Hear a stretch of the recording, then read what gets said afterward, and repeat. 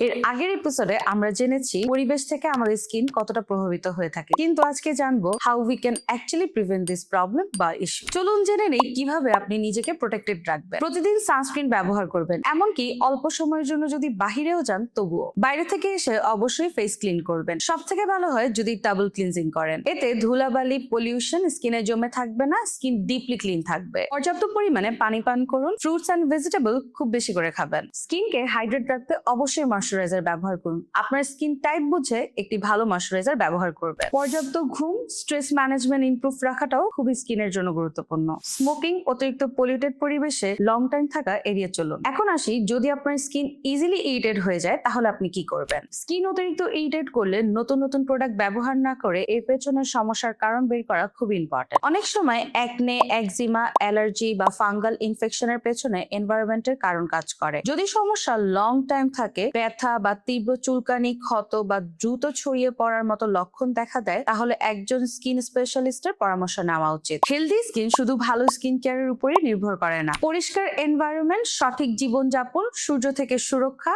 এবং স্বাস্থ্যকর অভ্যাস সমানভাবে গুরুত্বপূর্ণ। এমন আরো ইনফরমেটিভ ভিডিও পেতে আমাদের গ্লোমিকো.com পেজটি ফলো করুন।